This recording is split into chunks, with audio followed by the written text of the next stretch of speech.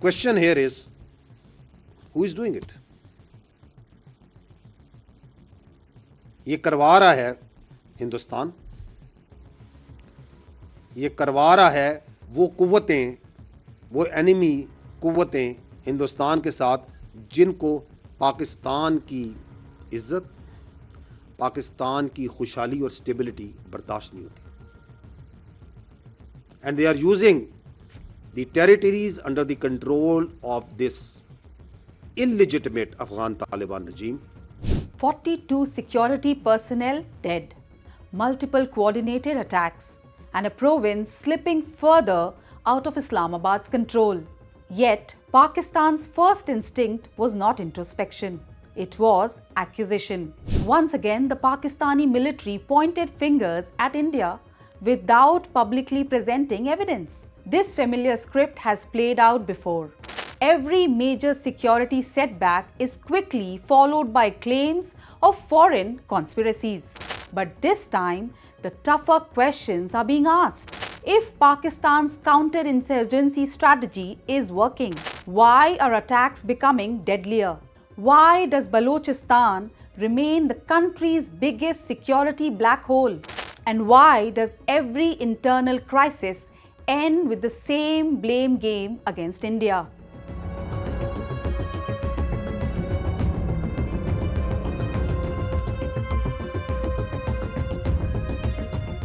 Pakistan is once again battling one of its deadliest weeks in Balochistan. According to Pakistani military, 42 security personnel and civilians were killed in 3 major attacks in just 4 days. Pakistan says its forces later killed 54 militants during retaliatory operations. The attacks targeted police posts, security convoys, and military personnel across the restive province.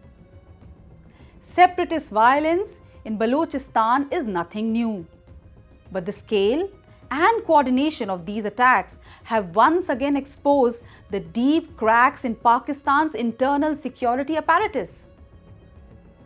Instead of beginning with an assessment of its own security failures, Pakistan military leadership chose a familiar route.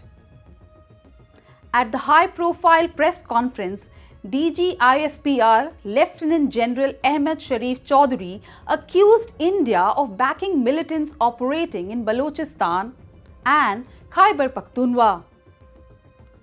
No publicly verified evidence accompanied those accusations.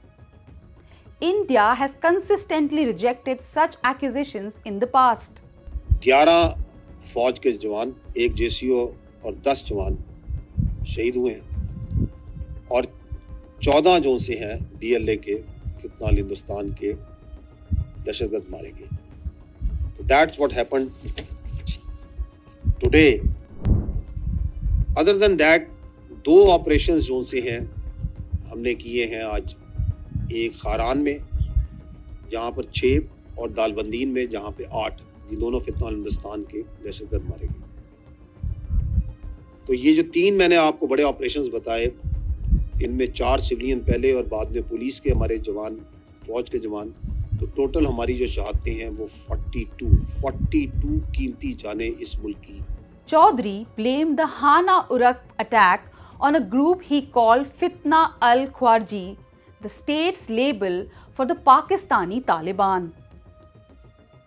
But the Bella Winder convoy attack he attributed to Baloch Liberation Army. And both, he said, were ultimately India's doing. Here is the problem. The term Fitna al-Hindustan, used specifically to brand Baloch insurgents as Indian proxies, did not exist in Pakistan's official vocabulary till mid-2025. It surfaced only after Operation Sindoor and has since been used with striking frequency. That timeline alone raises an obvious question. If India's hand has always been there, why did the label only appear once Pakistan needed a new narrative?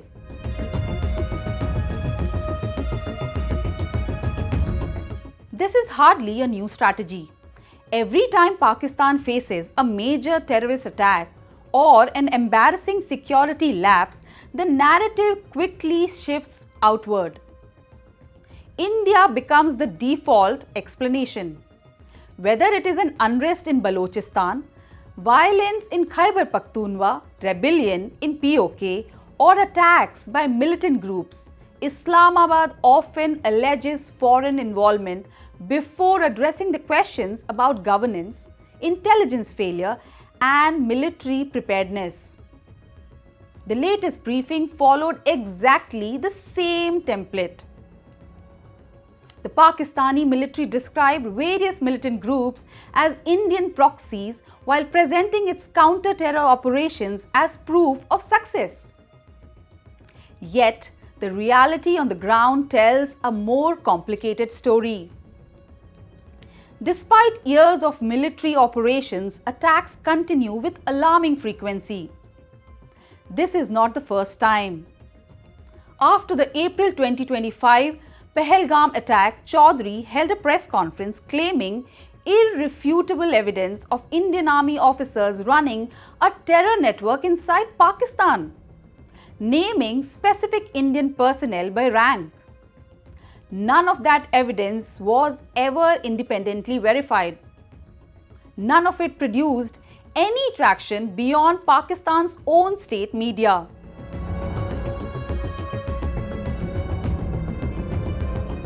Balochistan is Pakistan's largest province by area and one of its richest in natural resources. It is also strategically critical. It hosts Gwadar port, a key pillar of China-Pakistan economic corridor. Billions of dollars have been invested in roads, ports, and energy projects. Yet security remains fragile. Militant groups continue targeting security forces, infrastructure, and Chinese-linked projects. Even repeated military offensives have failed to establish lasting stability. For Islamabad, this presents both a security crisis and an economic challenge. Investors demand stability. Infrastructure requires security. Persistent violence threatens both.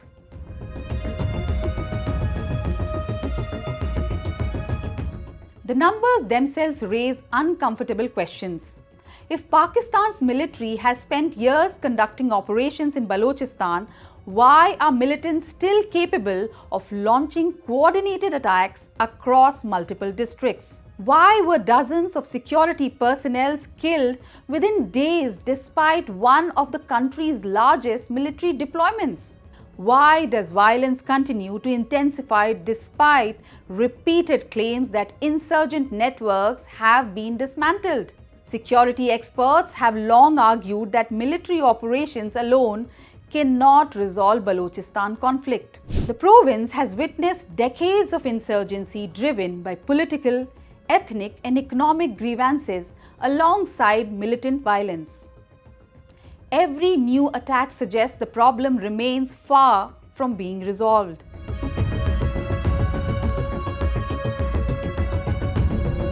India has consistently rejected Pakistan's allegations of involvement in Balochistan. New Delhi has repeatedly maintained that Pakistan should focus on addressing terrorism and instability within its own borders instead of making allegations without evidence. From India's perspective, Pakistan's recurring accusations follow a familiar diplomatic pattern. Whenever internal security deteriorates, India is portrayed as the external culprit. That narrative may serve domestic political messaging, but internationally, allegations require credible evidence. Without publicly verifiable proof, accusations alone are unlikely to convince the global community.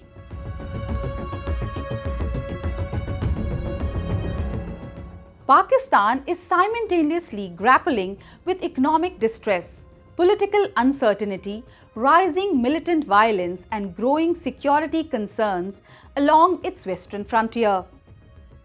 The resurgence of attacks come despite years of military campaigns and extensive security deployments.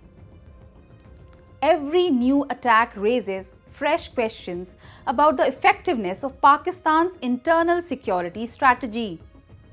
And every renewed allegation against India risks diverting attention from those difficult questions.